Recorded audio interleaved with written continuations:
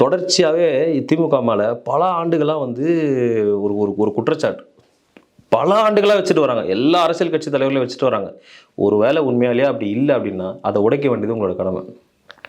வாரிசு அரசியல் பண்ணுறீங்க, குடும்ப அரசியல் பண்ணுறீங்கன்ற இந்த குற்றச்சாட்டை எத்தனை அரசியல் கட்சி தலைவர்கள் வச்சுருக்காங்க? மத்திய அரசியலும் சரி, மாநில அரசியல் கட்சிகளும் சரி, நிறைய பேர் வச்சுருக்காங்க நீங்கள் வாரிசு அரசியல் பண்ணுறீங்கன்னு சொல்லி. ஸோ மறைந்த முன்னாள் முதலமைச்சர் டாக்டர் கலைஞர் அவர்களுக்கு அப்புறம் இவர் வராரு, நம்ம முதலமைச்சர் வராரு, ஸ்டாலின் ஐயா வராரு.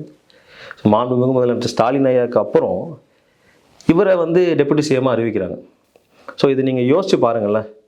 2019 நம்ம திரு மாண்புமிகு துணை முதலமைச்சர் உதயநிதி ஸ்டாலின் அவர்களுக்கு வந்து இளைஞரணி செயலாளராக கொடுக்குறாங்க பொறுப்பு 2019.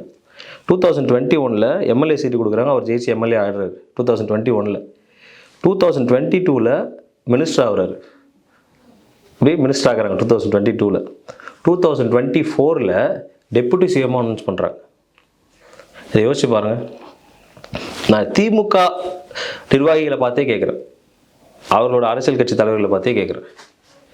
எத்தனை உங்களிலிருந்து எத்தனை பேர் இந்த மாதிரி ஒரு 5 வருட 5 to 6 years கேப்புக்குள்ளே டெப்புட்டி சிஎம் ஆக முடியும்?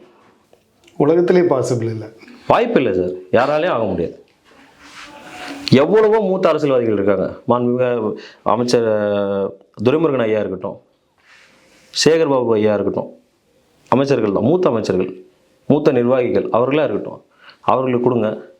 இல்லை நம்ம இதை கேட்டோம், கட்சி கொள்கை மாதிரி தான் இளைஞர்களுக்கு வாய்ப்பு கொடுக்கணுன்றதுக்காக கொடுத்துருக்கலாம்ல. Super sir. அப்படி கொடுக்கணும்னா உங்கள் பையனுக்கு ஏன் சார் கொடுக்குறீங்க?